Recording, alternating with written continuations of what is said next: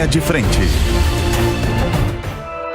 Olá, eu sou Rodolfo Maris e está começando mais um Linha de Frente. Hoje os convidados são Alessandro Negão, Carol Corimbaba, Daniela Alves e o meu amigo Diego Tavares, que pela primeira vez faz esse programa comigo. É isso aí. Seja muito bem-vindo. Obrigado, Rodolfo. Bom, nós estamos aqui para falar desse assunto que repercutiu muito durante a semana. Foi desarticulada por parte da Polícia Federal um plano de criminosos que pretendiam atacar Sérgio Moro e outras autoridades. Um dia antes da ação da Polícia Federal e durante uma entrevista ao site Brasil 247, o presidente Lula afirmou que, quando estava preso, tinha a intenção de, abre aspas essa palavra, porque muita gente está falando feder, né? Outro está falando furar. E nós aqui estamos usando a palavra ferrar com a vida de Moro. Vamos ouvir o vídeo. Uma coisa que eu tinha muito orgulho, que eu nunca contei isso, mas, por exemplo, de vez em quando ia um procurador, entrava lá de sábado ou de semana para visitar se estava tudo bem. Entrava 3 ou 4 procuradores lá e perguntava tudo bem, falava, não está tudo bem, só vai estar bem quando eu esse Moro. Não, vocês cortam a palavra é quando eu falava assim, olha, quando eu tô aqui para me vingar dessa gente. No dia seguinte, a Polícia Federal deflagrou a operação contra o PCC e Lula soltou o verbo mais uma vez durante o evento no Rio de Janeiro. O presidente disse que o plano do PCC é mais uma armação de Moro. Vamos ouvir. Eu não vou falar porque eu acho que é mais uma armação do Moro. Mas eu quero ser cauteloso, eu vou descobrir o que aconteceu. É visível que é uma armação do Moro. Mas eu vou pesquisar, eu vou saber por que da sentença. Eu até fiquei sabendo que a juíza não estava nem em atividade quando deu o parecer para ele. Mas isso a gente vai esperar. Eu não vou ficar atacando ninguém sem ter provas. Eu acho que é mais uma armação. E se for mais uma armação, ele vai ficar mais desmascarado ainda. Sabe? Eu não sei o que ele vai fazer da vida se ele continuar mentindo do jeito que está mentindo. Por sua vez, Sérgio Moro não deixou barato e, em vídeo postado nas redes sociais, perguntou a Lula se ele tem ou não decência. Confira. O senhor tem que fazer uma reflexão muito séria a respeito do que o senhor pretende no seu governo. Se o senhor quer transformar o seu governo realmente num ato de vingança contra mim e contra a população brasileira, ou se o senhor vai, de fato, governar para o bem do país. Mas a primeira pergunta que o senhor cabe responder, diante das suas declarações de hoje, é se o senhor tem ou não tem decência. O canal oficial do presidente Lula no Telegram fez uma publicação, no mínimo curiosa, sobre a operação da Polícia Federal. A postagem diz o seguinte, abro aspas, sem rancores e farpas, aqui tem trabalho. A Polícia Federal de Lula salva a vida de Moro e essa operação prova, por A mais B, que a união, reconstrução, vai além disso. Feche aspas. Bom, gente, eu li toda essa matéria aqui e a Polícia Federal deflagrou essa palavra, porque eu achei muito bonita. Como coloca em xeque essa operação da Polícia Federal? Como que é feito isso na cabeça do cidadão? Antes de eu ficar aqui tecendo meus comentários e tentando buscar um raciocínio lógico para falar do Lula, eu quero ouvir vocês aqui na mesa. Eu vou começar com a Carol Corimbaba, que essa semana esteve bem presente aqui no Linha. E você falou bastante, né? Você conseguiu agora, no resumo, chegando ao final da semana, você conseguiu colocar na sua cabeça alguma coisa em relação a essa fala do Lula? Você conseguiu compreender isso? Olha, bom, em primeiro lugar, olá a todos os meus amigos, a produção e vocês que nos acompanham. Eu acho que nem o Lula está entendendo muito bem o que ele está falando, né? Bom, são vários pontos que a gente pode destacar daí. Primeiro, gente, Lula tá se perdendo completamente. Ele falou, calma aí, PF, Polícia Federal do Lula. Polícia Federal é um órgão de Estado. E aí a gente vai percebendo nos detalhes, a forma que ele gosta de atuar, se sentindo o dono, né, do país. Ele não foi eleito presidente, ele acha que foi destinado por Deus a ser rei, né? Então aí é o primeiro ponto, ele toma um órgão que é de Estado para ele. Depois, ele está fazendo. Foi um erro estratégico de marketing. Com certeza ele tem bons marqueteiros ali do lado dele. Ele fez com que Moro voltasse a ser rei. Ele simplesmente fez isso. Ele que queria ser o rei, ele jogou luz para Moro. Todas as pessoas que tinham um pouco de rusga ali com Moro, por conta da quebra da amizade ali na época de Bolsonaro, enfim, de outras coisas mais, agora tá todo mundo do lado do Moro. E contra esses absurdos, assim, todo mundo, é claro, né? Os correligionários de Lula vão sempre achar justificativas para a forma que ele fala, que é absurda. Eu sempre falo, não gostava quando o Bolsonaro usava palavrão, usava daquela truculência, não é o meu perfil de governo, não acho que isso constrói pontes para um líder político. Lula é igual. A gente falava aqui antes de começar o programa, Sim. Procurem os discursos de Lula, principalmente falando com os seus ali, discursos com os sindicatos. São discursos extremamente que vêm da alma, que vêm do fígado mesmo, né? É ele, né? Como diz o Negão aqui no off, aqui, a gente não tem que se surpreender com isso, porque de fato é ele, Tá né? sendo ele, tá sendo sincero. Exatamente. E só um detalhe para lembrar. Lula, crime não tem partido. Crime tem interesses. Então, não ache você que você vai jogar por um lado, jogar para o outro, da forma que você vai falar, vai agradar um ao outro. Não existe isso. O crime vai pelo interesse que ele tem. Se um dia ele está contra um, outro dia pode estar contra outro também. Perfeito, Negão. Eu vou pegar, porque essa conversa nós estávamos tendo aqui antes de começar o programa, ela citou que nós estávamos falando em off. Fofoqueirinho. Desculpa. Desculpa aí. Mas, de fato, esse... eu tô brincando com você, sabe que você mora no meu coração. Eu né? sei. É, no mínimo, um absurdo. Se você pegar todos os discursos de ódio que o Lula já fez lá atrás, nós esperávamos aqui um Lula diferente. Não, principalmente eu não. um pedido... Não, tudo bem, mas a população... Tudo bem, você Zero não. novidades. Mas eu falo, talvez, com você que está nos assistindo em casa, que votou no Lula. Com certeza. Ok? Você votou no Lula e você estava, no mínimo, aguardando agora um pedido de desculpas por essa fala. Porque quando a gente erra e a gente fala desse jeito com outro cidadão e isso vem à tona, você pode ficar ali velado entre os amigos, a pessoa sabe o que você pensa dele. Mas quando isso vem a público, no mínimo uma retratação. No mínimo, por educação, uma retratação. Se tratando ele ainda de presidente da República. Exato. O problema é como a própria Carol falou aqui, o Lula acha que foi ungido por Deus, foi Deus que colocou ele ali, ele não recebeu os 57 milhões de votos que ele recebeu. Aqui também em off, eu estava falando aqui, que eu sinceramente não acredito nessa raiva toda do Lula. O Lula é um político experiente, o Lula chegou a ser preso na ditadura. O Lula não guarda a raiva, o Lula não tá nem aí. E outra, se ele tivesse que guardar a raiva, ele não teria que guardar a raiva só do Sérgio Moro. Ele teria que guardar a raiva de todos os outros que foram lá e disseram, não, firmeza, o Sérgio Moro tá certo. Então foi primeira, segunda, tal instância. Só depois que chegaram e falaram que não, foi no lugar errado. Então ele guarda o quê? Gratidão aos outros. Então eu não consigo acreditar nesse Lula. Para mim, a única coisa que está acontecendo com o Lula é o seguinte, ninguém chegou nele e explicou o que é a internet. Aí é que tá, o Lula fala como se ele estivesse nos anos 90, onde ele faz um discurso para os amigos dele, para os parças ali, para o pessoal do 247, que ali ele estava entre amigos. Tem muita gente que fala assim, o Lula dá uma entrevista como se ele estivesse numa mesa de bar, mas não é questão de estar numa mesa de bar. Ele não está só entre pessoas que gostam dele, ele está entre amigos, ele está à vontade.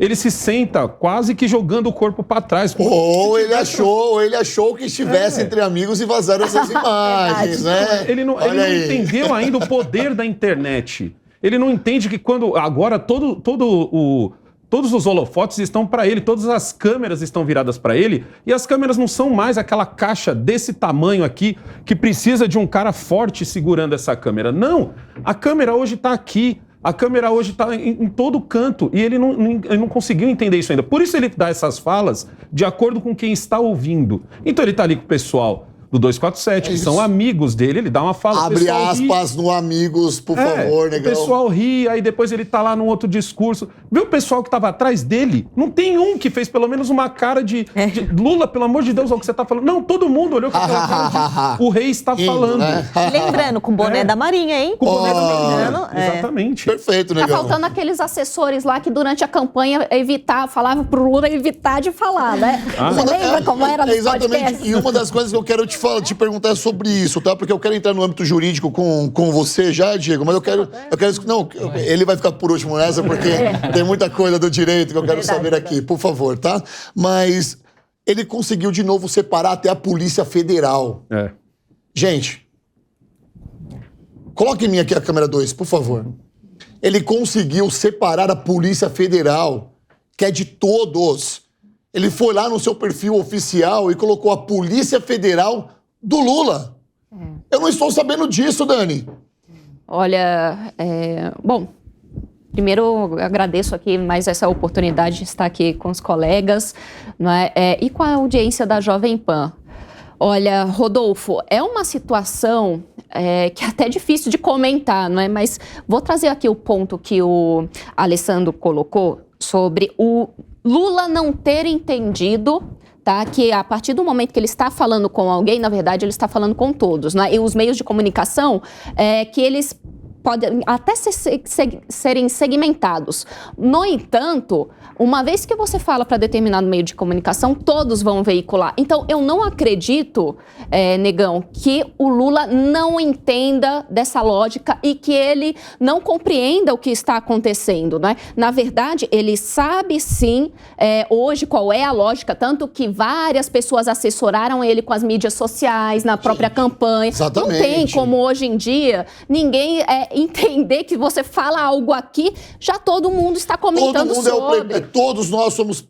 Não, todos nós não, né? Mas ele, cara, que ele é o grande rei e todo mundo é plebeu pra ele. Você entendeu? Ninguém dita a regra pro rei. Ponto final. Agora, Rodolfo, eu acho, assim, eu vejo que é extremamente até perigoso quando o presidente, ele não consegue entender, não é como a Carol falou aqui, que a Polícia Federal é uma instituição de Estado. Exato. Não existe Polícia Federal do Lula, Polícia Federal, não é, do Bolsonaro, ou Polícia Federal, não é, do Michel Temer. Não. A Polícia Federal, ela atua independentemente do presidente que ali está. Não é? E ela fez muito bem, claro, o seu trabalho. Agora, claro, o presidente parece que ele continua em uma eterna campanha, ao invés de colocar quais são definitivamente as prioridades para o país, e nós estamos esperando ainda que o presidente governe este país. É exatamente isso, né, Diego? Porque a gente não sabe agora qual que é a tramitação jurídica disso, como é que funciona isso juridicamente. Cabe aqui uma quebra de decoro, é passível isso de impeachment? Como é que funciona isso no âmbito jurídico? Porque o que ele falou ali, para nós aqui, meros mortais, que estamos comentando a política, é um absurdo moral.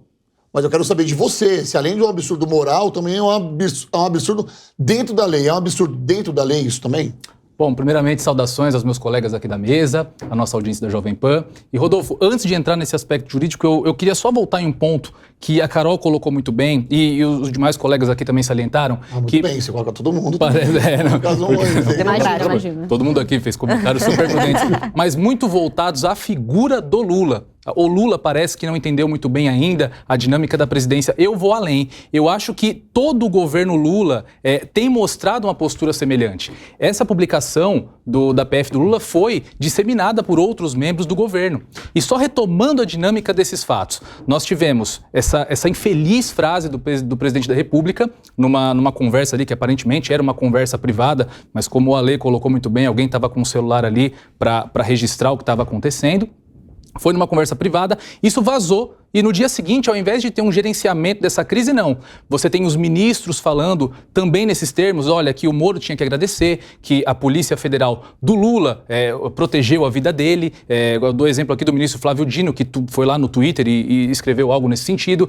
Blogueiros ligados ao governo, como o Felipe Neto, também foram ao Twitter para dizer que o Moro devia estar muito feliz de ter sido protegido pela Polícia Federal do Lula. E o presidente, ao invés de seguir na narrativa, em um novo vídeo, ele se apresenta e diz que acha que tudo isso era uma grande farsa do Sérgio Moro. Diego, só para completar o que o Diego está falando, é bom lembrar que a Polícia Federal no tempo da Dilma, não era a Polícia Federal da Dilma, no tempo da Dilma, prendeu Lula.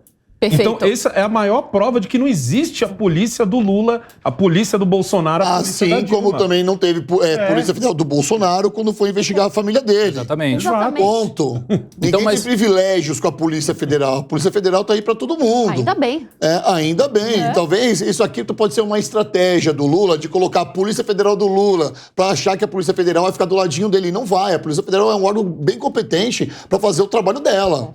Mas o que me parece, Rodolfo, é que esse governo, de modo geral, está batendo cabeça para lidar com essas crises. Então, tanto falava-se aí dos grupos de zap do governo Bolsonaro, parece que o Lula não tem um grupo de zap ali com os seus ministros, com os seus blogueiros, para tentar contornar esse tipo de situação. Sob o aspecto jurídico, evidentemente que existe uma quebra da liturgia do cargo do presidente da República, mas isso, como foi bem colocado aqui, é Lula sendo Lula. O Lula sempre foi assim, sempre teve essa conduta e, infelizmente, o aspecto jurídico para políticos do alto escalão, como o caso, evidentemente, do presidente da República, depende aí também de um movimento político que parta para cima de realmente fazer as acusações que são prudentes e de levar isso ao Ministério Público, o que eu não acredito que vai acontecer. E sabe o que a gente tira disso também? Essa fala infeliz do Lula, dizendo que é uma armação do Moro, acho que ele já meio que se retratou de uma forma ou outra, mas leva a gente a pensar, ou ele sabe o que os criminosos queriam, afinal ele disse que era uma armação do Moro, então o que os criminosos queriam com isso?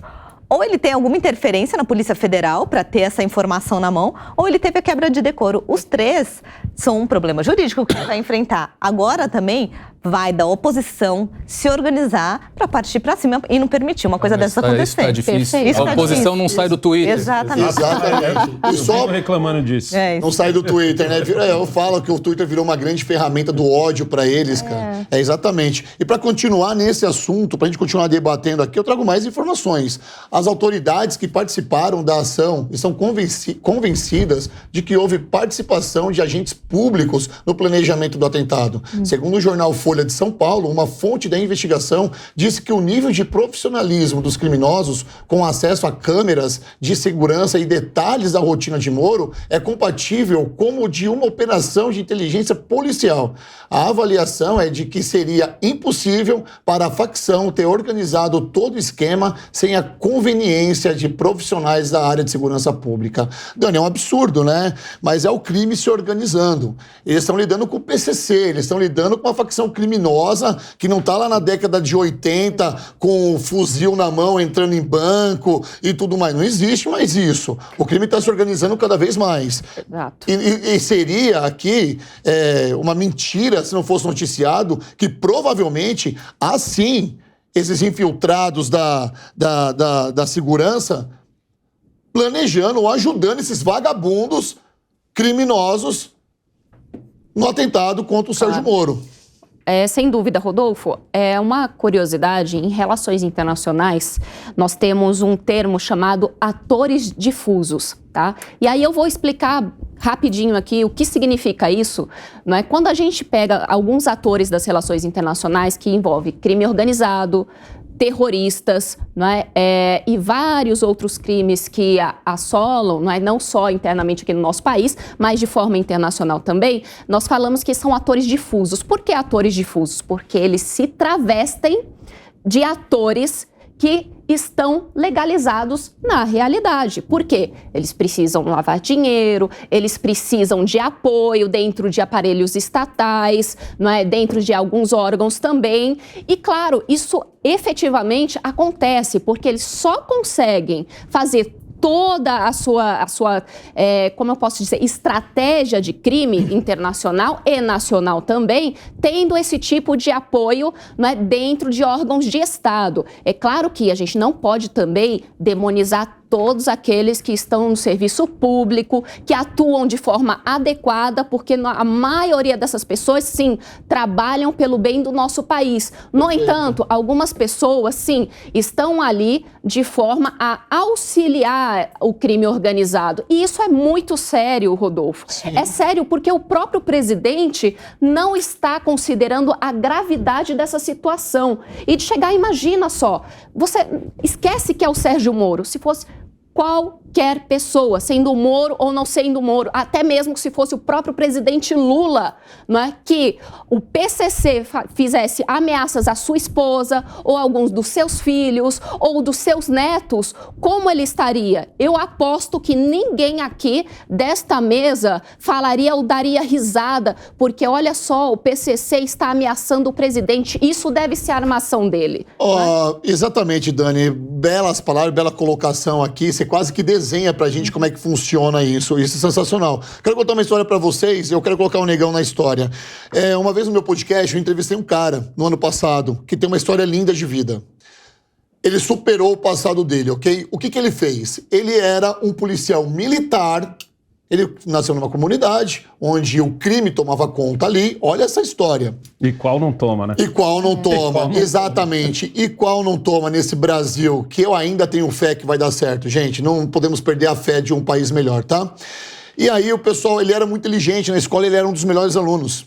E uma facção criminosa falou, cara, você vai entrar na polícia militar. Você vai trabalhar pra gente na polícia militar.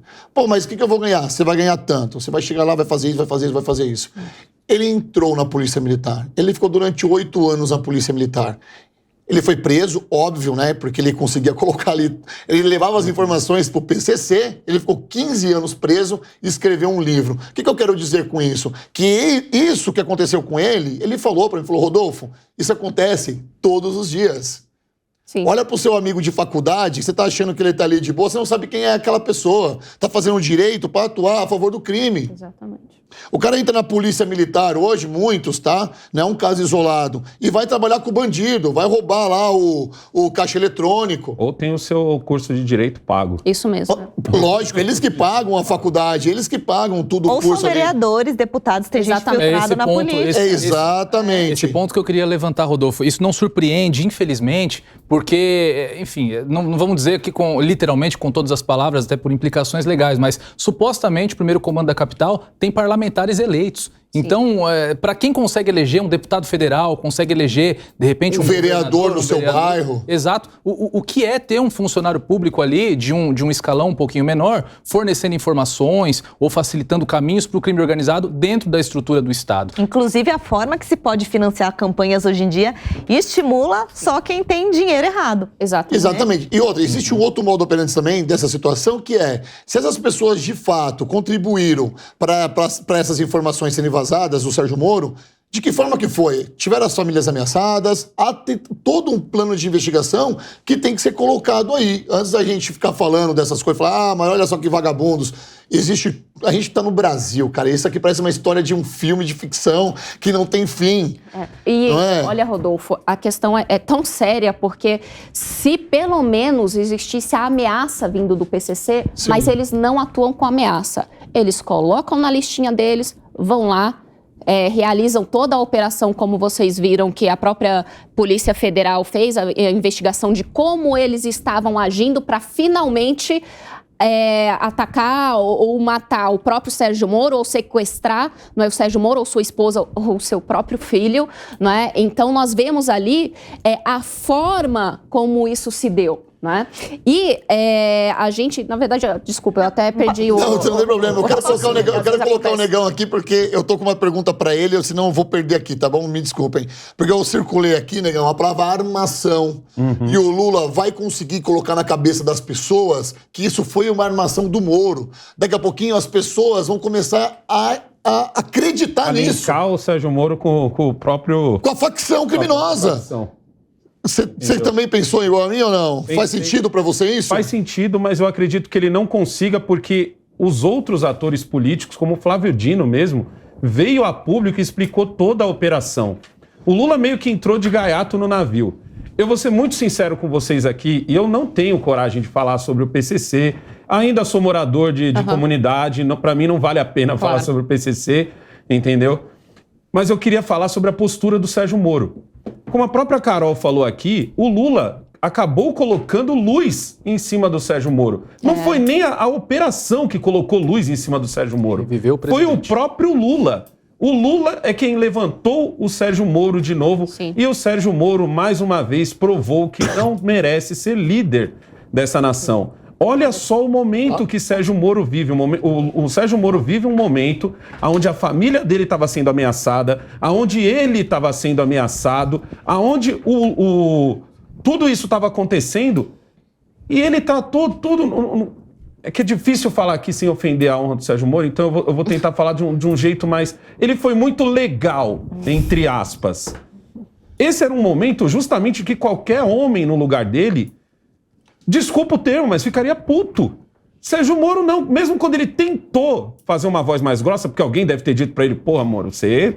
Pô, cara, estão ameaçando sua família e tem o presidente rindo de você. Mas, Negão, eu acho que... Mas esse é o jeito que a direita vai fazer. Talvez essa resposta que você espera que não só que o Bolsonaro tivesse e que o Moro tivesse, mas tem muito a ver com a educação também das pessoas. Se Lula faria. O resultado político pro Moro foi interessante. É que se fosse uma pessoa de esquerda defendendo todas as ideias de esquerda, era um escândalo na televisão agora.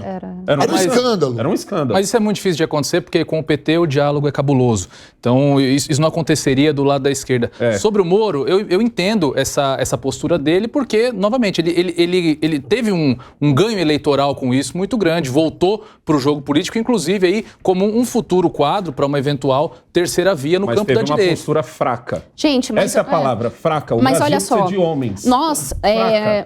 Nós estamos aqui analisando desde o ponto de vista de ganho eleitoral, dessas questões, mas eu, até mesmo por atuar muito na área da saúde, eu olho desde o ponto de vista e o baque emocional quando alguém descobre que a sua mulher ou seu filho pode morrer a qualquer momento. É claro que, como juiz, ele já sofria esse tipo de ameaça, dessa situação. Aliás, eu até peço desculpa, Rodolfo, porque chega no final de semana, o nosso cérebro começa a falhar.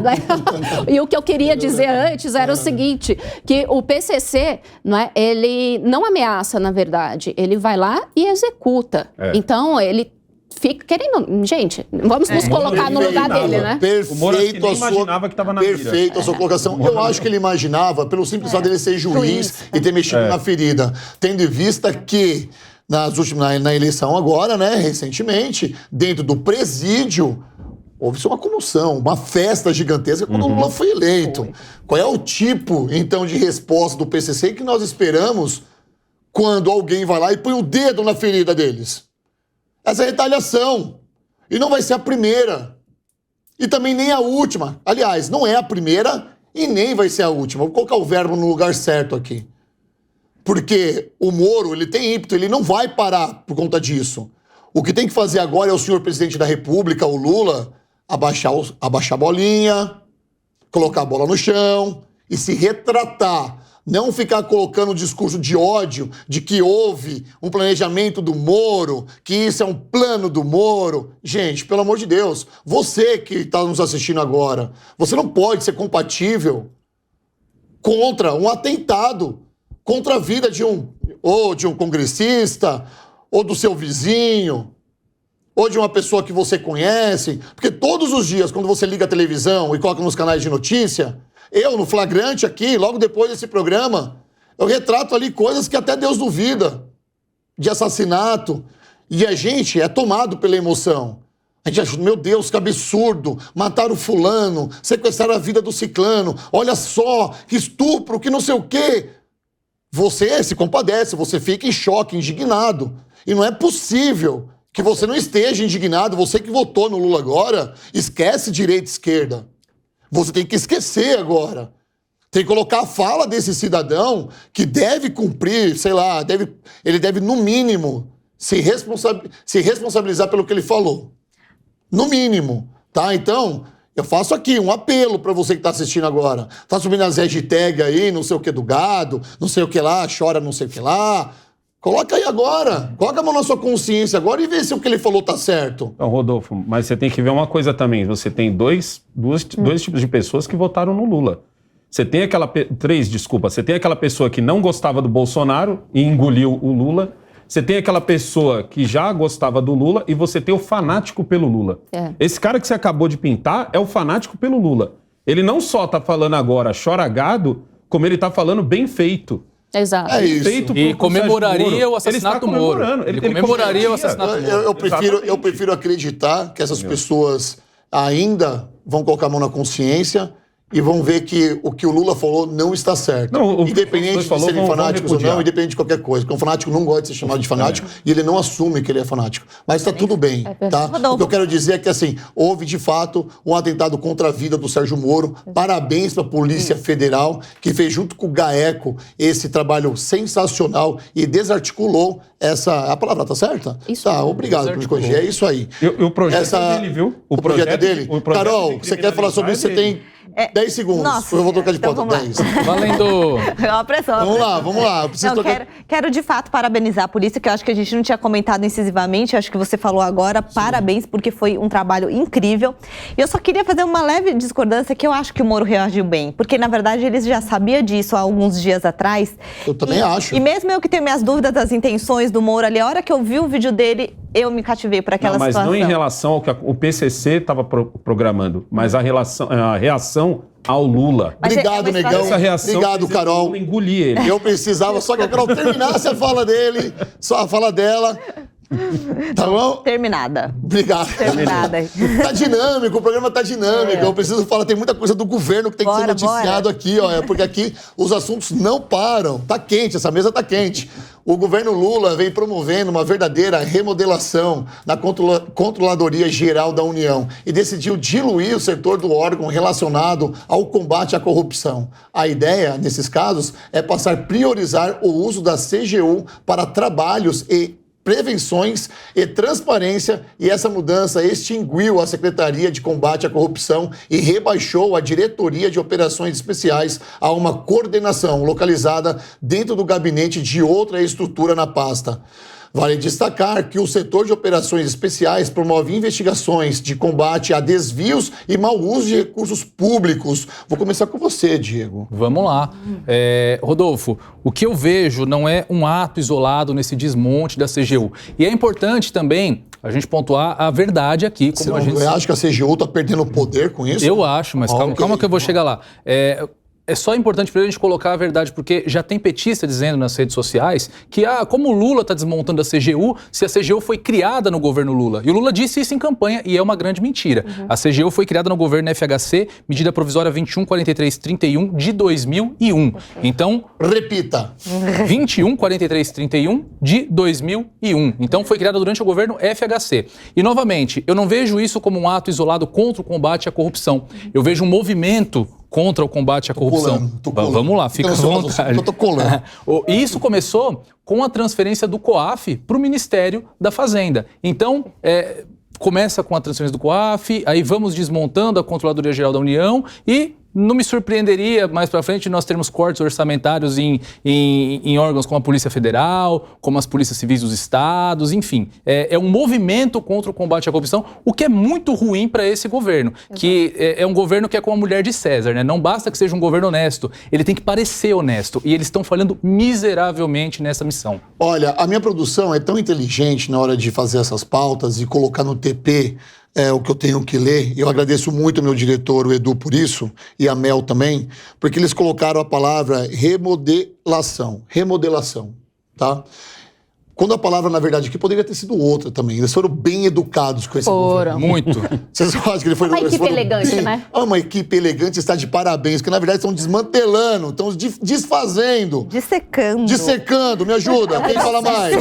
Destruindo. Negão, dá-lhe uma, fala uma. Arrebentando. Arrebentando. Negão, vem pra periferia. Arrebentando, dando no peito. É isso, é um absurdo. E você, Diego, foi muito educado. Eu quero alguém pra tacar fogo nisso. Carol Curimbaba. Olha, eu vou fazer uma dupla ótima aqui com o Diego, porque o meu raciocínio, quando eu vi essa notícia, foi exatamente esse.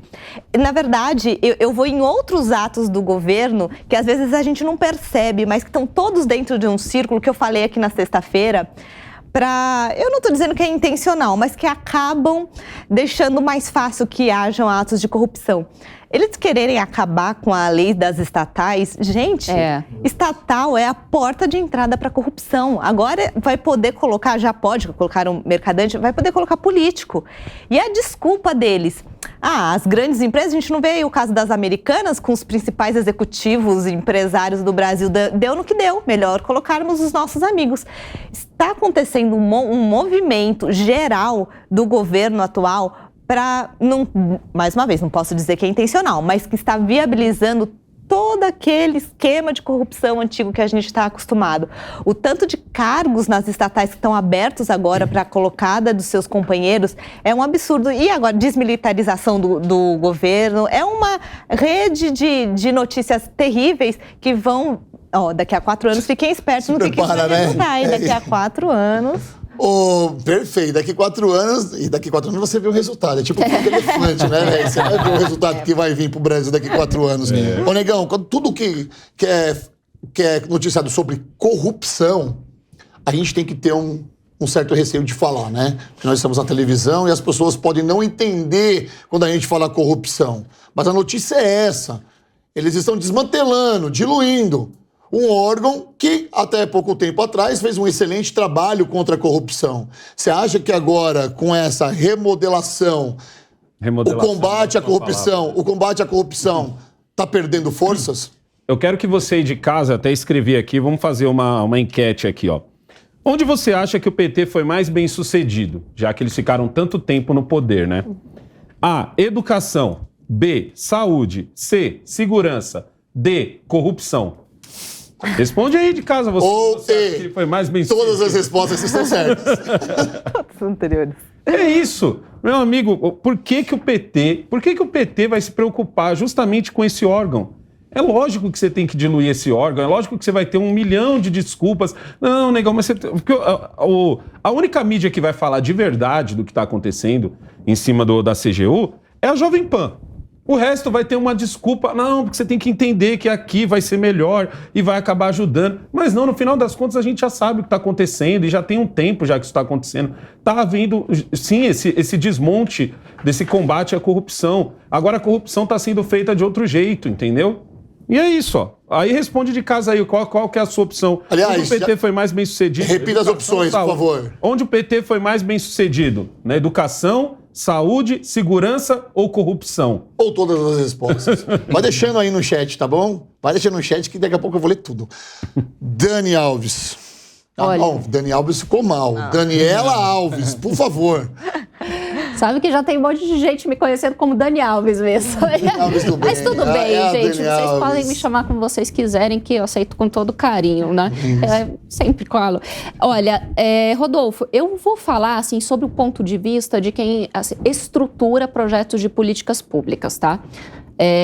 Quando eu vejo essa situação, da forma como o governo está tratando a CGU, quando nós queremos fortalecer determinadas políticas públicas, nós não, né, isso aqui é uma regra básica, não é? Nós não buscamos repartir, não é, as suas funções, descentralizando de tal forma que os departamentos não consigam se conversar. É aquela velha estratégia, não é? Muitas vezes a gente tem alguns problemas em governos que são muito lentos, demoram demais, mas por quê? A sua estrutura foi pensada de uma forma inadequada ou às vezes até intencional para que ela não funcione adequadamente. Agora eu vou trazer mais outra informação, Rodolfo.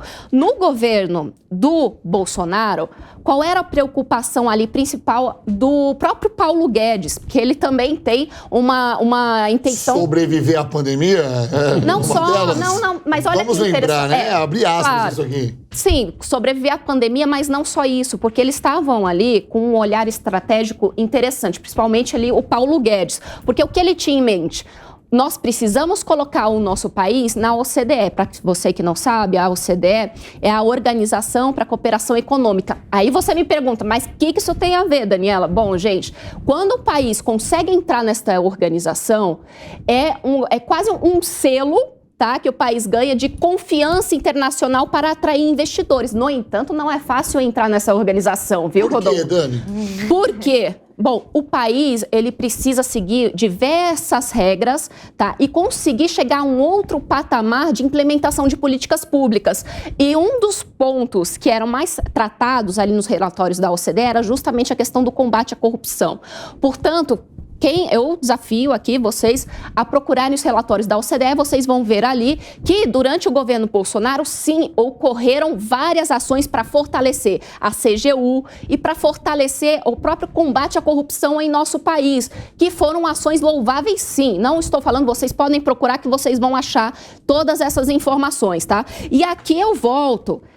O governo Lula, afinal, tem interesse ou não em entrar na OCDE? Porque isso é importante, gente. Para você entrar na OCDE, você tem que implementar políticas públicas baseadas em evidências. E principalmente em transparência, né? Exatamente. Principalmente transparência. Exatamente. E é um compromisso. É um outro nível de se fazer política, gente. É um outro nível. É pensar, quando a gente pensa política pública baseada em evidência, é você efetivamente pensar em algo que vai dar certo, que chega na população e que vai transformar a vida das pessoas realmente. Então, eu vejo que nós temos aqui um retrocesso, eu vou estar até curiosa acompanhando os relatórios da OCDE sobre o Brasil, como nós estamos retrocedendo no combate à corrupção e diversos outros temas. Dani, eu acho que é sensacional essa informação que você trouxe pra gente, mas eu permaneço com um comentário simples aqui, dentro disso que eu tô entendendo, tá?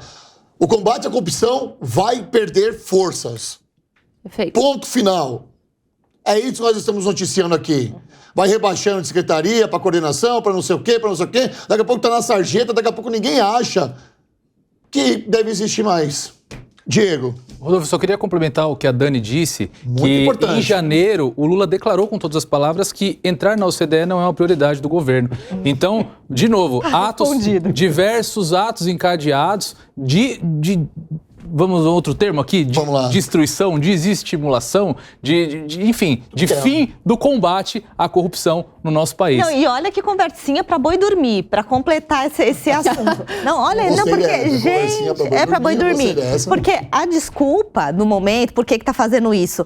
É para prevenir, porque eles estão focando muito mais na prevenção da corrupção do que em combater de fato. Mas, gente, uma doença se previne enquanto o organismo não está atacado por aquela doença. Uma vez que o organismo, que a gente sabe que o Brasil tem corrupção espalhada em todos os municípios praticamente desse país, você vai ficar trabalhando em prevenção. Olha a conversinha. É, perfeito, viu, Carol? E vai perdendo força. O trabalho, assim, é exatamente esse termo. É conversa para boi dormir. É conversa para boi dormir. Dormir durante muito tempo. No mínimo 4 anos. Seria um urso?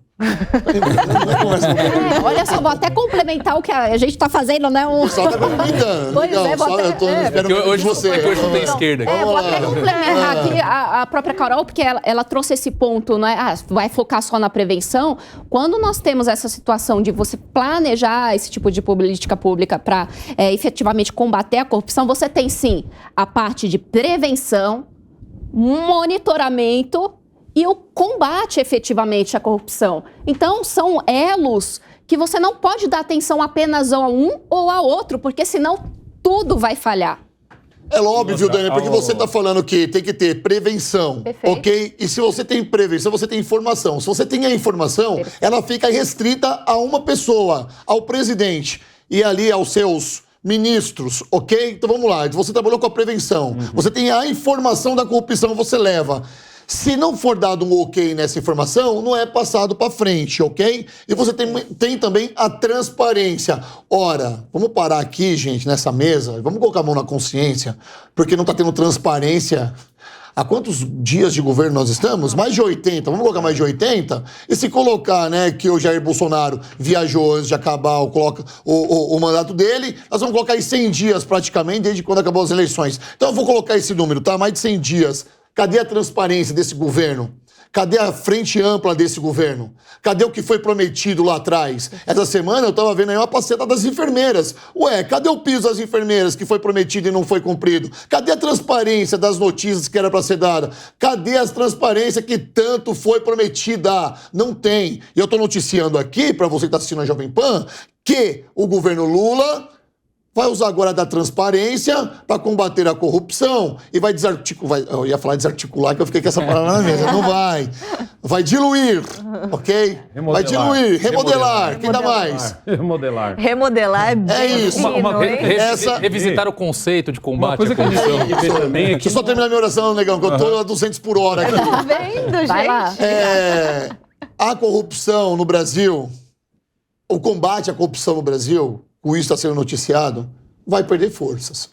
Ponto. Se você é a favor de um país menos corrupto, você tem que agora parar de falar um monte de besteira no chat e começar a escrever isso. Não a corrupção. Por favor, Negão.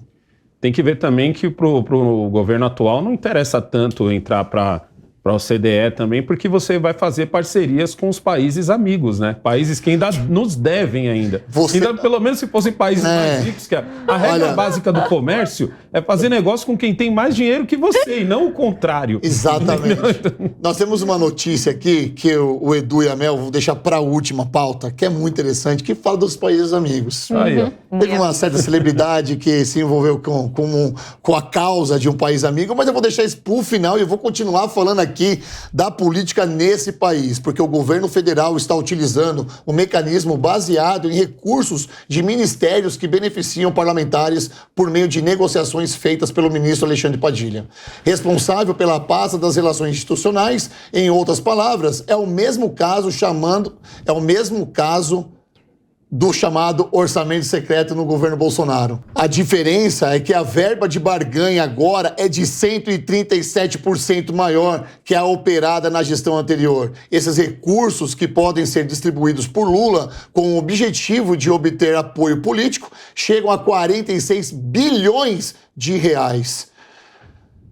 Gente, é um absurdo isso. Carol Curimbaba, 46 bilhões de reais cabe dentro de um Fusca? Eis a questão. Gente, eis a questão. Talvez de uma Brasília, assim, viu? Eu vou te contar. Forte e rápido. Foi muito rápido nessa daí. Parabéns, viu? Obrigada, meus amigos. Mas, gente, eu vou te contar, viu? Alguém tá vendo por aqui aquele PT da campanha política que falava tanto em orçamento secreto? Cadê esse PT, minha gente, que falava que no primeiro mês ia acabar com essa história com a mamata? Mas, gente, quando você chega num ambiente em que você percebe que para negociar e para ter suas pautas atendidas, você precisa tirar dinheiro de onde for preciso tirar, você acaba cedendo, né, aos prazeres da vida de Brasília e fazendo o que eles acham que tem que fazer. É um absurdo. O orçamento secreto subiu muito no governo anterior, sim, isso eu preciso ser justa para dizer, mas agora isso está virando, eles estão tirando dinheiro de onde for possível. E olha, os impostos vão subir, não espera que isso daqui só fique em Brasília, que a gente está comentando e não tem efeito nenhum na nossa vida. Imposto vai subir, nossa vida vai ficar muito mais difícil para pagar a barganha política dos políticos em Brasília. Barganha é a palavra, Negão. Barganha. Ela soltou e deixou a bola quicando pra gente. Barganha política. Falou tudo, né? Barganha política e como a própria Carol disse, os impostos vão subir. Eu sempre falo que o Lula teve uma bola muito levantada para ele, que ele cortou bem no primeiro momento, que foi os atos do dia 8 de janeiro. Mas assim, eu sinceramente imaginava que isso ia durar pelo menos um ano para ele e ele conseguiu queimar todos os cartuchos agora. Para você de casa que não está entendendo o que está acontecendo, é muito simples. Como a própria Carol disse, o governo falou um monte do orçamento. Não que o orçamento secreto é um absurdo. E vinha o blogueiro do Lula e falava que o orçamento secreto era um absurdo. Vinha o jornalista preferido do Lula e falava que o orçamento secreto era um absurdo. E hoje é justamente o que ele está fazendo. E ele não vai ter como recorrer a outro artifício, porque todos os olhos estão voltados para Brasília. Está todo mundo esperando por algum vacilozinho do governo. Só que agora isso vai ficar cada vez mais caro, porque ele está gastando tudo agora, principalmente porque ele não quer a CPMI dos atos do dia 8. Então tudo que ele tinha, todas aquelas cartas na manga que estavam guardadas, estão sendo gastas todas agora. E aí eu te pergunto, meu amigo, como que vai ser caso ele consiga barrar ou acabe passando e ele vai ter gasto todo esse dinheiro, como é que vai ser quando o Brasil começar a andar? Porque até então a gente não está andando, a gente está estacionado. Como vai ser na hora de falar sobre a reforma tributária? Como vai ser na hora de falar sobre a reforma administrativa? Se rolar, o que eu duvido muito, mas vamos supor que começou a andar. Como que vai ser? Porque nessa hora você vai precisar barganhar outras coisas também. E aí, da onde vai sair? Adivinha? Do seu bolso. Como a própria Carol falou aqui, em aumento de impostos. E quem vai sofrer mais? Justamente os mais pobres. Exato. Que foram usados na campanha. Perfeito. Mas o piso da enfermagem... É isso que eu falava. O piso da enfermagem não tem, né? Fica bonitinho, peraí. Daniel, e o piso? Não vai de novo, é Diego, e agora? E o orçamento secreto, e o piso da enfermagem, e tudo isso? Tem para as barganhas, mas para o piso da enfermagem, infelizmente, não tem, Rodolfo. A gente estava comentando aqui, mais uma que a gente estava comentando em off aqui antes do programa. Parece... Direção, quando vocês a Jovem Pan virou uma casa de fofoca. Essa mesa aqui, Mel, me ajuda, Mel. Esse colega aqui fazendo um tricô aqui nessa mesa. Mas olha só, parece que o Brasil virou uma grande partida de truco. Vem lá o Lula, no seu governo Lula 1, e truca com o mensalão, com o petrolão, junto com a Dilma. Aí vem o governo Bolsonaro, e muito importante o que a Carol disse, não vamos passar pano para o governo Bolsonaro, porque o orçamento secreto, que é uma imoralidade, foi criado durante a última gestão. Vem o governo Bolsonaro e 6 com o orçamento secreto. E agora vem o governo Lula novamente e 9 com esse novo orçamento, que a gente não tem um nome bonitinho para ele ainda, né? Orçamento do amor. O orçamento do amor. Quem está com o Zap? Quem está com o Zap? É o povo. É o povo que está com o Zap. É o povo que está com o Zap, porque ainda assim é o povo que pode mudar o cenário político do Brasil. O poder, essa carta do truco, que o Diego disse aqui, está com você. O poder está com você. Mas fato é, Rodolfo, que realmente essa conta vai sobrar para o povo brasileiro, porque cada vez mais nós vemos que falta orçamento para coisas essenciais, vai faltar orçamento para a saúde, para a educação básica, para o ensino superior, para tudo. Mas vai sobrar dinheiro, não dentro do Fusca, lá dentro da Brasília, né? Exatamente. Ô, Dani, ano passado, na campanha do Lula, ele criticava, assim, o orçamento secreto. Sim. Ele falava dos gastos que tinha com isso e falava também da lei de transparência. Sim. E as notícias aqui parece que estão se fundindo com o que ele falava lá, porque ele está fazendo o oposto daquilo que ele prometeu.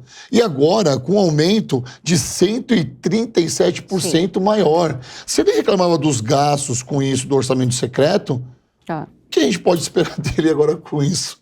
Olha, bom, Rodolfo, é claro, utilizando a lógica que você colocou aqui, que praticamente desenhou pra gente, não é? É claro que existe uma incoerência, não é, entre o que o Lula e sua equipe defendia quando o Bolsonaro estava no governo e o que realiza agora estando efetivamente no governo. Mas sabe, o que mais me assusta não é nem tanto o governo aumentar 137% desses valores, dessas verbas. O que me assusta é que o sistema permite isso.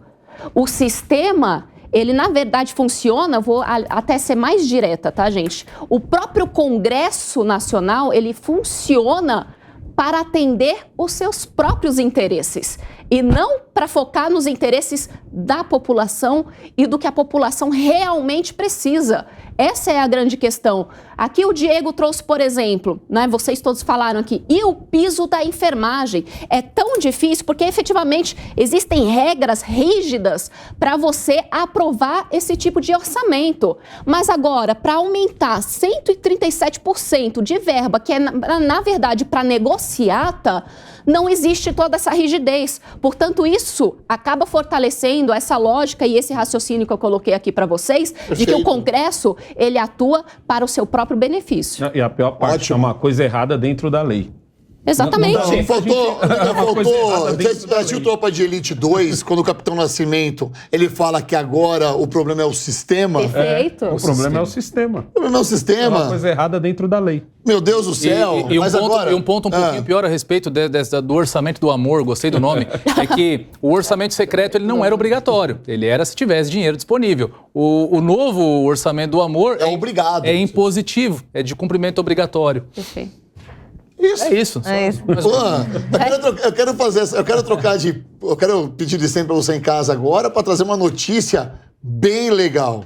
Se essa notícia da política tá te deixando engasgado, embasbacado com alguma coisa, eu vou trazer uma notícia bem legal agora. Mas prestem bem atenção nessa notícia, tá? Petista assumido, o ator José de Abreu voltou a morar no Brasil após passar cerca de 10 anos em Portugal. E ele já tem planos de ficar mais próximo de Lula em seu retorno. Segundo a reportagem da Folha, José de Abreu quer ajudar o governo brasileiro a pagar uma dívida.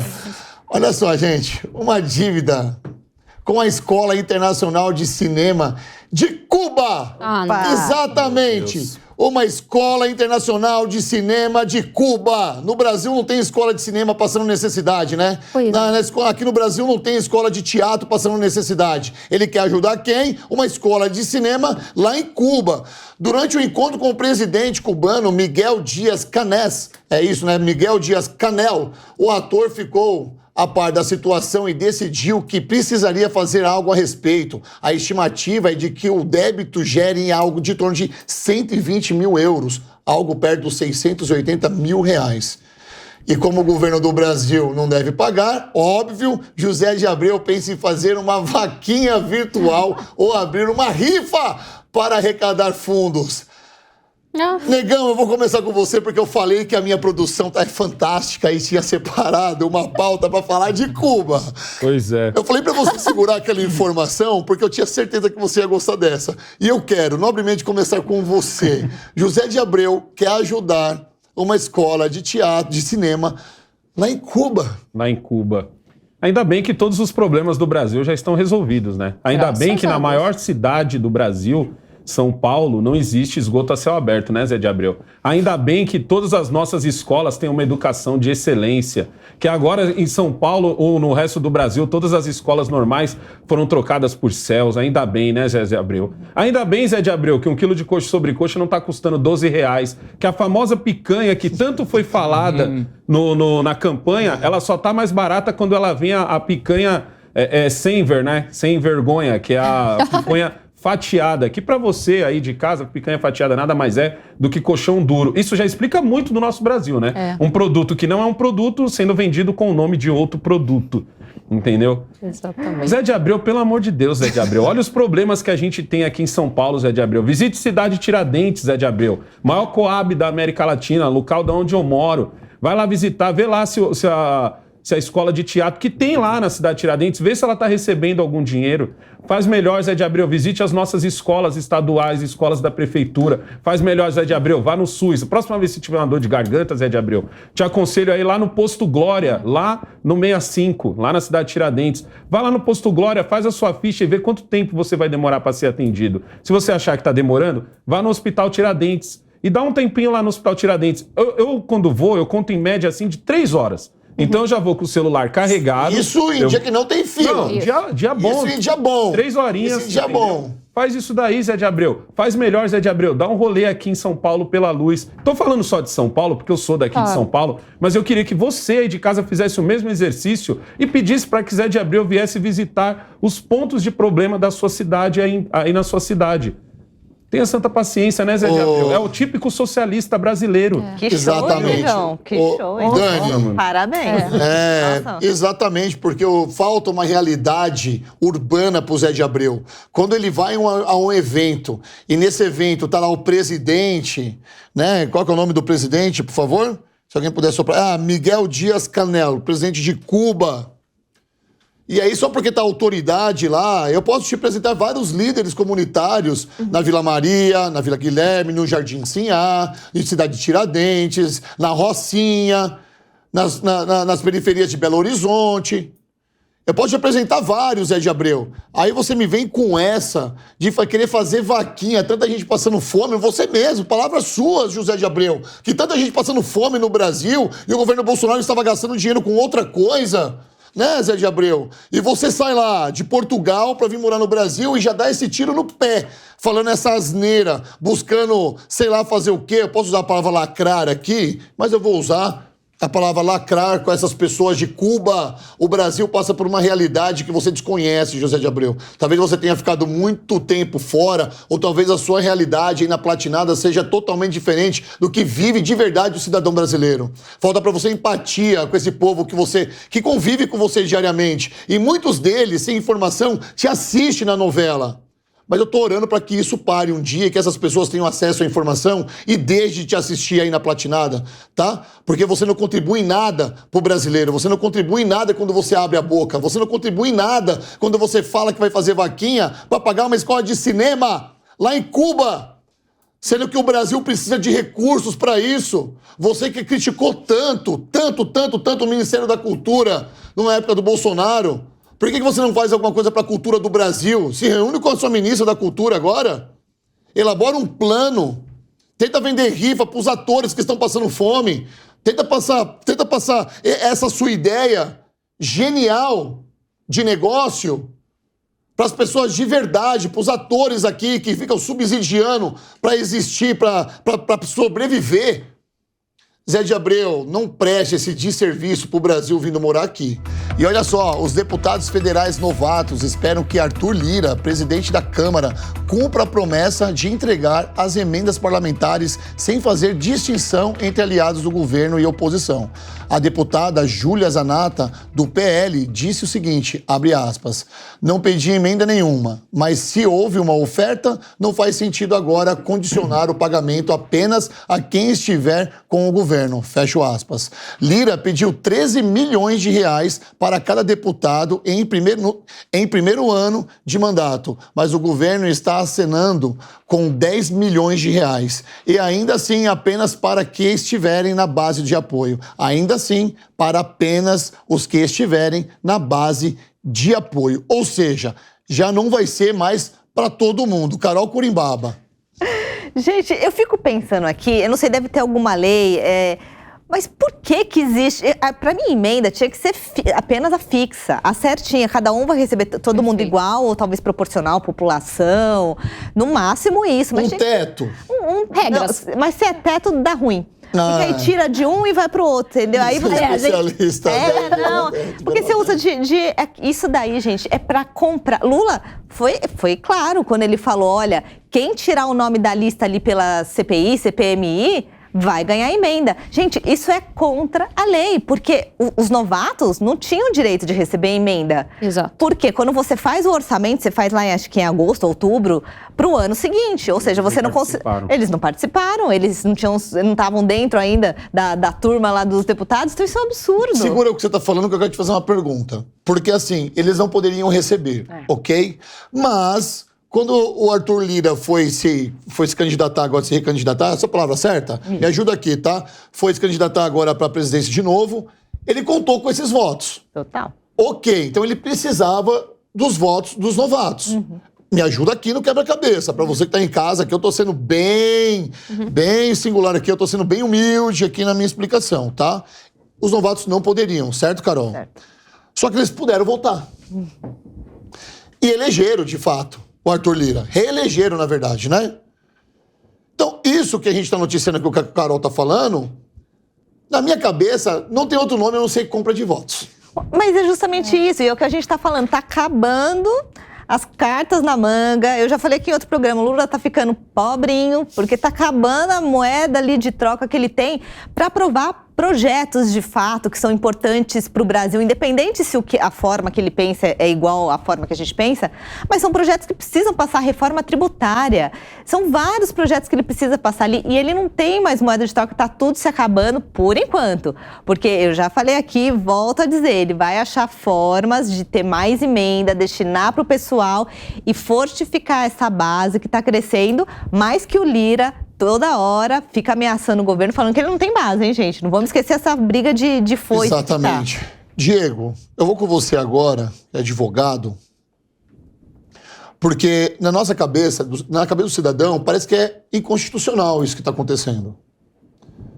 É de fato, ou a lei, dentro das suas prerrogativas, dá um ok para isso? Rodolfo, é aquela velha história.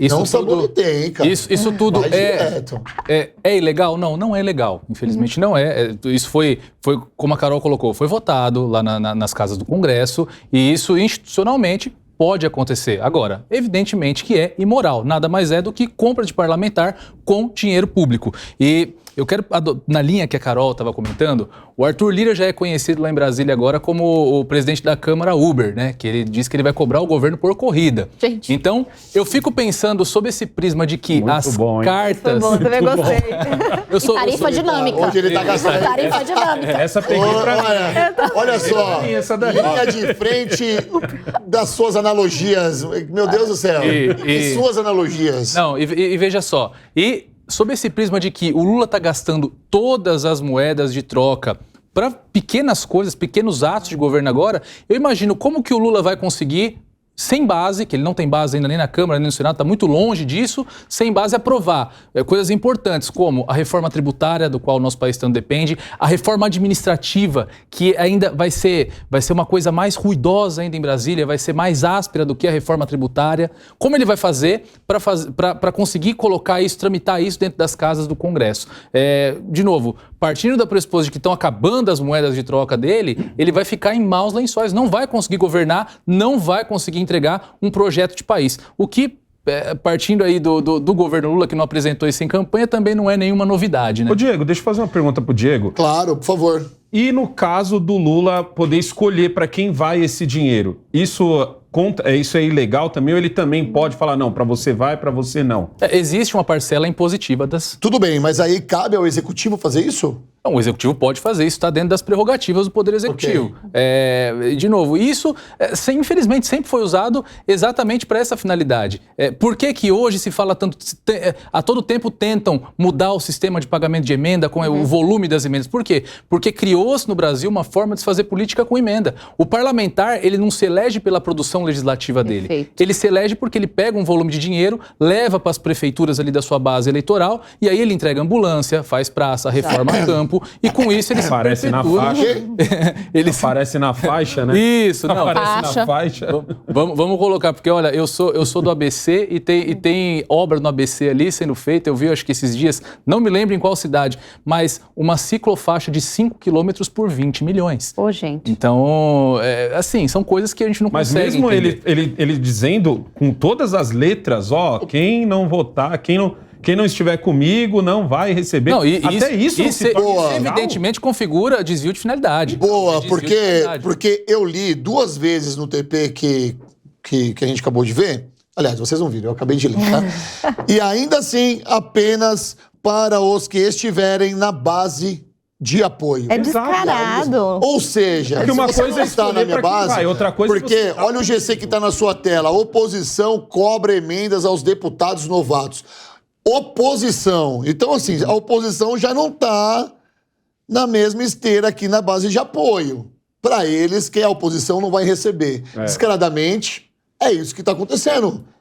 Diego, eu vou continuar com você explicando que eu te interrompi. É isso que está acontecendo. Não, sim, é isso. Mas o Lira está muito à vontade também para adotar essa postura. Ele foi eleito com uma votação sem precedentes para presidir novamente a Câmara dos Deputados. Então, ele não vai ter nenhum pudor em tocar as coisas lá da forma com que ele entender que ele deve tocar. E novamente, já deixou muito claro que vai fazer a cobrança para cada necessidade do governo federal. Então, eu acho que esses deputados de oposição que chegaram agora, não entenderam ainda muito bem a dinâmica do jogo, não podem esperar algo muito diferente. Daniela Alves, minha amiga, minha parceira aqui de Jovem Pan, parece que a gente conversou muito sobre isso também lá no Podcast Sem Filtro. Foi.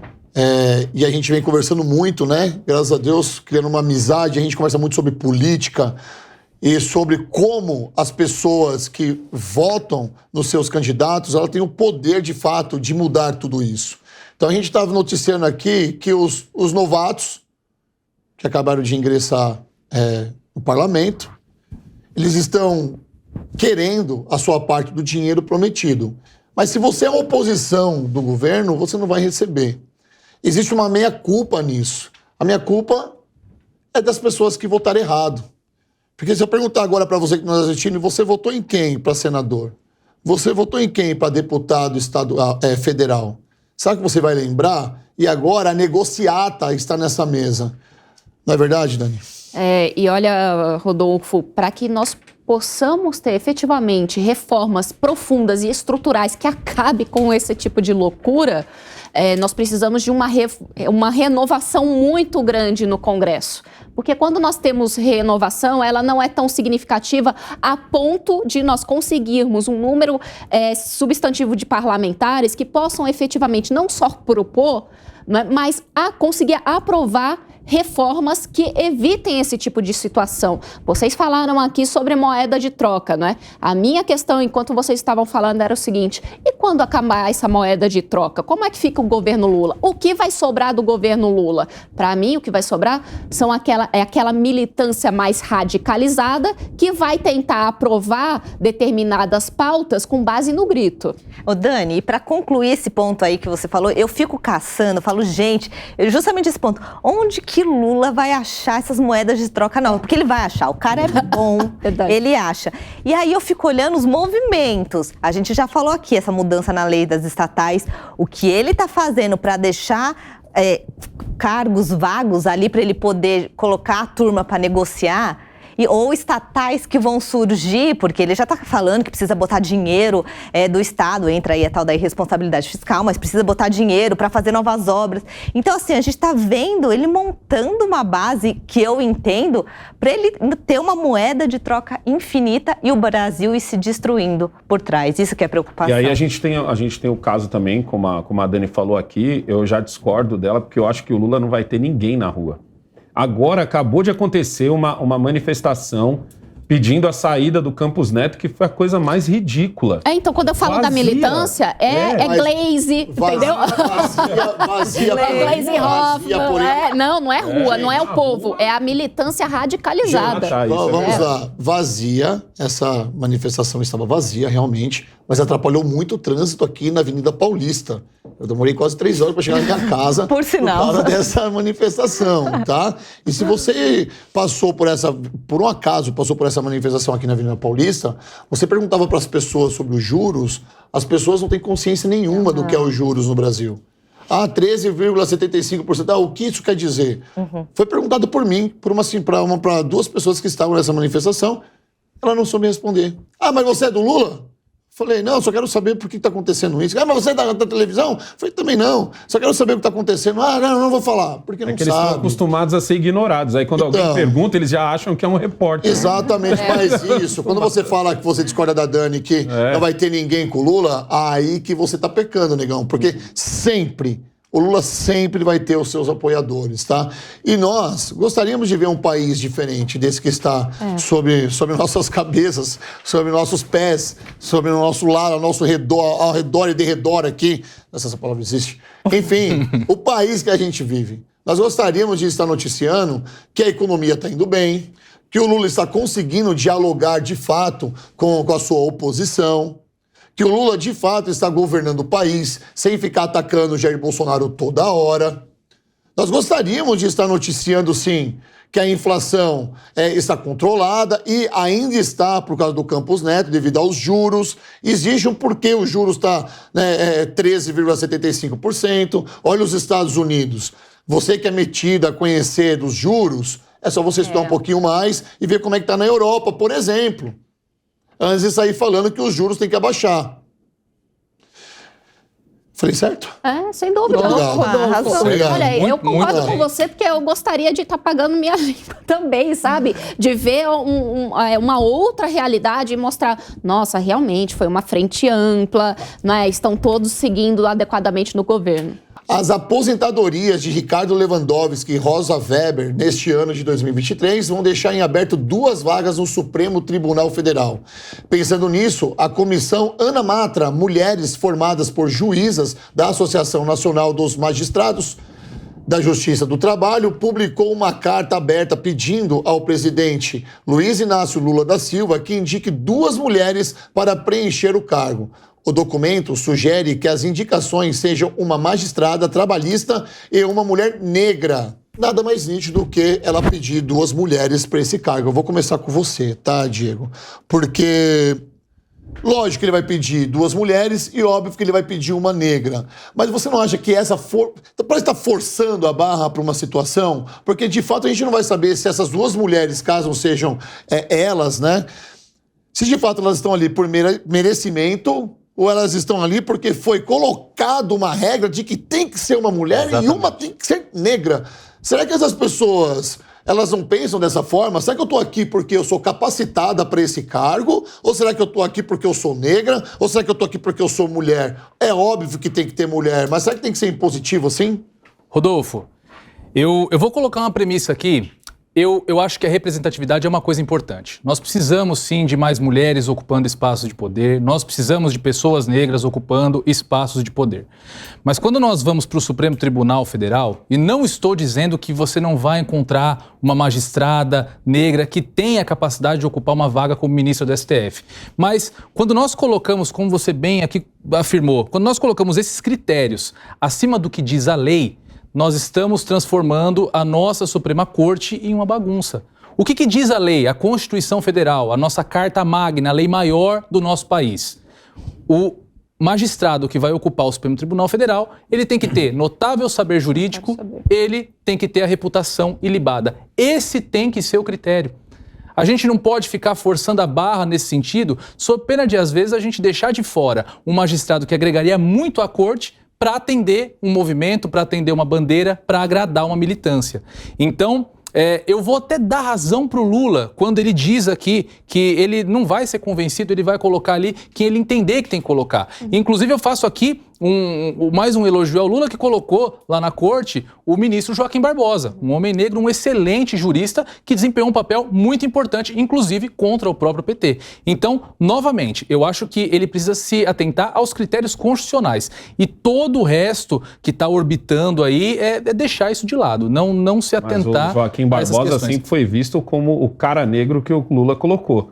Apesar dele ter um currículo gigantesco, quando você compara compara o currículo do Joaquim com o resto da galera lá. Mas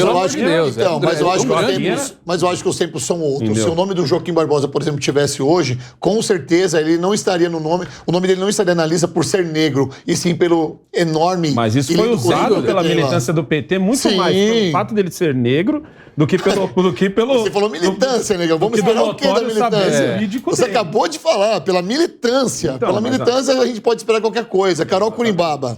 Olha, esse assunto é delicado. Por vários motivos. Primeiro que, assim, falando de quem faz parte desse movimento, é completamente legítimo. Eu sempre falo que quem se enxerga como uma minoria tem que sim ir lá exigir, então tá no seu papel de fazer isso. E eu acharia muito interessante se Lula, de fato, achar, como o doutor disse aqui, alguém que não... inclusive... Não? Só, gente, Diego. Desculpa, Diego. Estamos entre amigos. Você é muito jovem, né? Então tá bom. Se chamar de doutor, eu vou cobrar honorário. Como o Diego falou, tem que ser bom no assunto, tem que ter um notável saber jurídico. Ele não precisa ser ela, no caso, não precisa ser formado em direito, hein? Isso é uma coisa incrível, não precisa, mas pode ser extremamente competente. Se encontrar uma mulher extremamente competente negra, eu acharia muito interessante, muito bom para a causa, e acho que quem briga por isso está certo. Mas também, por outro lado, acho que Lula também está certo, que ele tem que falar, eu vou colocar sim quem eu quero, e ao mesmo tempo eu sei que ele vai agraciar, tentar chegar no meio termo bom. Então é delicada a situação, eu espero que ele coloque a melhor pessoa para o Brasil, isso é de fato, mas se for uma melhor pessoa para o Brasil, mulher negra, seria ótimo. Olha, você sabe, já foi noticiado isso aqui, você sabe que o Lula tem já alguns escolhidos. Eu quero falar disso, ó. Parece que o Lula não liga para essa pressão. Segundo o colunista Lauro Jardim, durante uma conversa privada, o presidente disse o seguinte sobre o assunto, abre aspas, as pessoas querem me pautar, mas eu boto quem eu quiser, não quero ser pautado, fecho aspas. Cristiano Zanini, de 47 anos, advogado de Lula. Emanuel Carlos de Almeida Neto, de 43 anos, advogado que trabalhou no gabinete do ministro Lewandowski, são os mais cotados. Dani Alves. Tô respirando. Respira que eu vou elaborar a pergunta, porque assim... As pessoas vêm com uma pressão, querendo colocar duas mulheres, tá? Eu não tenho nada, eu acho que a mulher é tão gabaritada para fazer o trabalho quanto o homem, né? Ainda mais no século que a gente vive, no país que a gente vive, a gente tem mulheres assim que fazem trabalho excepcionais e muitas vezes melhor do que o homem. Muitas vezes, se não quase todas, diga minha esposa. Mas aí vem o Lula...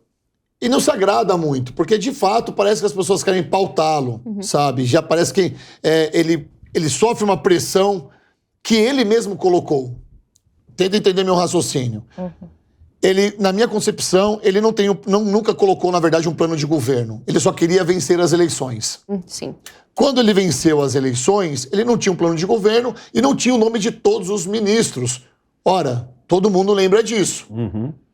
Coloca um, sofre pressão de um lado, coloca outro e vai preenchendo as vagas que estavam sobrando ali, ok? Parece que as pessoas já sentiram esse tipo de modo operante do Lula. Vamos fazer uma pressão ali para ele colocar uma mulher, não sei o quê. Gente, ele é o presidente, ele vai colocar quem ele quiser, óbvio. E aí vem uma notícia. Seria perfeito ele colocar, ele bater no peito e falar, eu coloco quem eu quiser. Mas de repente vem a notícia. Olha só, quem ele quer colocar? Quem? Adivinha? Cristiano Zanin. Quer quem? O advogado dele. Gente, é isso. Aí o Lewandowski está se aposentando, mas já tem um indicado. Ou seja, vocês que estão fazendo pressão pro Lula colocar 2 mulheres, seria muito legal. Se não fosse impositivo, eu ia achar mais legal ainda. Mas ele já tem quem ele quer colocar ali. Carol, respirou. Desculpa. Nossa, eu olhei pra Dani e falei, Carol. É uma honra. É uma Dani, me dupla. desculpa. Oi. Imagina. Dani, por favor. Bom, olha, Rodolfo, que situação, né, que a gente vê ao ler esse tipo de notícia. Eu concordo, sim, com a Carol, né, da necessidade, sim, de vermos mais mulheres no poder, isso é um fato, tá? A pressão é algo normal e comum dentro da política, tá? Vários organismos, várias instituições, vários coletivos relacionados a determinadas minorias vão defender cada um ali o seu objetivo. Isso é normal, ponto pacífico, tá? A minha crítica vem justamente com relação aos critérios para nós termos um ministro dentro do STF. Porque, digamos, notório saber e reputação ilibada, né, nós sabemos que esses critérios podem caber qualquer coisa. Não é? Eu posso virar uma ministra do STF, gente. Sabe? Todo mundo. Eu ia adorar, né? Eu também, cara. Eu ia ter Pois mas eu não me... Seria olha, top 1 da... Pois é, mas apesar de ter, assim, até um certo conhecimento de direito, eu não me sinto gabaritada para chegar lá do STF. Muita gente não se sente gabaritada e tá lá. Mas olha só, Rodolfo, acompanha aqui comigo. Cristiano Zanin, 47 anos. Não é? Aí nós temos aqui o Manuel Carlos de Almeida Neto, 43 anos. Eles são jovens. Imagina alguém tão jovem já conseguir ser ministro do STF para praticamente a vida inteira. Então, a minha crítica é que nós devemos rever quais são os critérios e tentar pensar de forma mais adequada, não é, os critérios que nós achamos que seriam necessários para afastar. Assim, é muito poder, gente, por muito tempo. Exato. Essa é a minha grande crítica. Eu faço uma observação, não só na idade, tá? Porque talvez na idade eu discordo de você um pouco, porque muita gente com 43 anos pode ser capacitada. Mas, talvez, a cara de pau de colocar o advogado que é dele, é uma indicação que não cabe. É uma cara de pau, é a mesma coisa que... Mas isso é histórico, Rodolfo. É histórico, exatamente, porque no outro dia nós noticiávamos aqui que o ministro contratou a esposa dele para fazer um serviço e o outro contratou a mãe. Cara, é o nepotismo girando, isso aí não existe, mas assim... Mas, Rodolfo, posso fazer um ponto? Bom, desculpa, pode concluir. Não, então, eu acho que assim, é só a cara de pau dele estar colocando um advogado dele dentro do STF. Eu acho que isso é totalmente irregular, é totalmente... conflito de interesse. É isso. Mas sabe o que eu entendo? Eu entendo que isso pode ser um tiro no pé do Lula. Ó, já que você abriu pra falar, cada um de vocês tem 1 minuto. Tá bom, não, tá? vai ser o suficiente. Cristiano Zanin, apesar de a gente aqui culturalmente ter um rancinho de advogado de defesa, Cristiano Zanin, todos do setor falam que ele é um cara extremamente competente e um dos melhores na sua área, inclusive. E só que o ponto é que Lula sabe muito bem disso, que ele tem uma relação extremamente pessoal com o Zanin. Se ele colocar o cara lá, pode ser que o Zanin queira até ter uma atuação que mostre, olha, eu sou isento do Lula, pode ter até uma atuação contra, então pode ser até um tiro no pé, mas da sua competência não tenho o que dizer, aí eu falo mais do Zanin, que ele é um cara extremamente competente, mas acho que não ficaria de bom grado, né? Perfeito. Negão? Eu dou o maior apoio aqui para a comissão, como é que é? Anamatra Mulheres, formada por juízas da Associação Nacional dos Magistrados, para colocar lá 2 mulheres, uma delas sendo negra, porque no final das contas a gente sabe que não vai ser só, eu coloquei uma mulher e coloquei uma negra, não, você vai ter que cumprir todos os requisitos. Mas sinto muito, mas duvido, moças. Vocês não ouviram o presidente Lula enquanto campanha ainda? Às vezes a gente fala como se esse Lula tivesse aparecido anteontem aqui pra gente. Não, ele tá, um tempão falando o que ele vai fazer. Então, quando a gente fala, quando o próprio Rodolfo diz assim, pô, mas não tá certo colocar o Cristiano Zanin. Eu estranharia se ele não colocasse. Se ele não colocasse, eu ia falar, nossa, o que será que aconteceu? Porque do Lula, eu já espero já o pior. Entendeu? Eu ouço de muitas pessoas também, de muitos advogados, falar, cara, o Cristiano Zanin, como a própria Carol disse, a gente tem um ranço por ele porque ele defendeu o Lula, mas, pô, ele é monstro na área dele. Ele é um dos melhores. Mas ele tá ali, ele defendeu o Lula, é amigão do Lula. Então, por isso seria tão estranho, mas eu, sinceramente, estranharia se o Lula não o indicasse. Perfeito, porque esse legal. Lula aí não é o Lula Paz e Amor que foi vendido. Concordo. Diego, por favor, 1 minuto. Também adoraria que o Lula encontrasse para a Suprema Corte uma ministra mulher, uma ministra negra, mas, novamente, observados os critérios constitucionais. Quero só fazer uma anotação que, em relação ao STF, é um espaço de poder próprio muito grande que tem vida própria. Então, a gente precisa ver como o STF vai reagir a essa fala. E nós temos um histórico aí com o governo anterior que não foi muito bom para o presidente Bolsonaro subir o tom com a Suprema Corte. Então, vamos aguardar para ver o que vai acontecer. Uma observação nisso. Eu ainda bato na tecla que há um conflito de interesses colocando o Zanin. Ponto. Simplesmente por ele ser o advogado. Ótimo no que faz, perfeito no que faz. Mas, nesse momento, para o STF, eu não acho que ele seja uma boa indicação. Dani.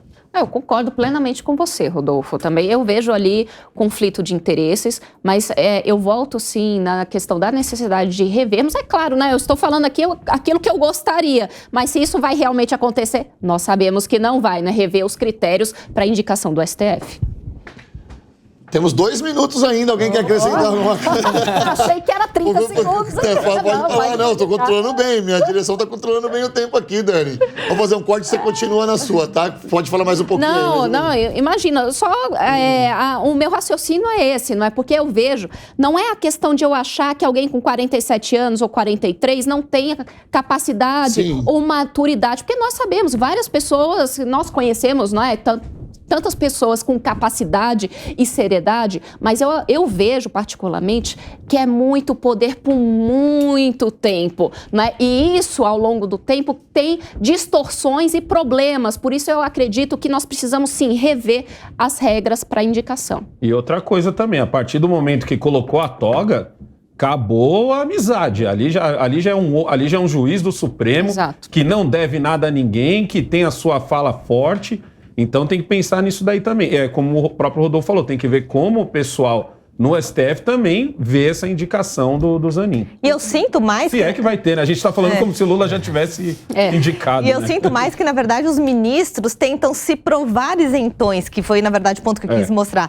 Eles tentam, poxa, esse presidente me colocou, eu tenho que atuar mostrando que eu não sou parça dele, né? Deixa eu agir, e acaba prejudicando. Então, por isso que eu acho que é mais um tiro no pé do que... Consegui suprir os 2 minutos? Conseguiu. É isso. Tá vendo, gente? Olha, você que nos assistiu até aqui, muito obrigado pela sua audiência. Fique agora com a programação da Jovem Pan, porque aqui você sabe, né? Jovem Pan, jornalismo independente. A opinião dos nossos comentaristas não reflete necessariamente a opinião do Grupo Jovem Pan de Comunicação. Realização Jovem Pan News.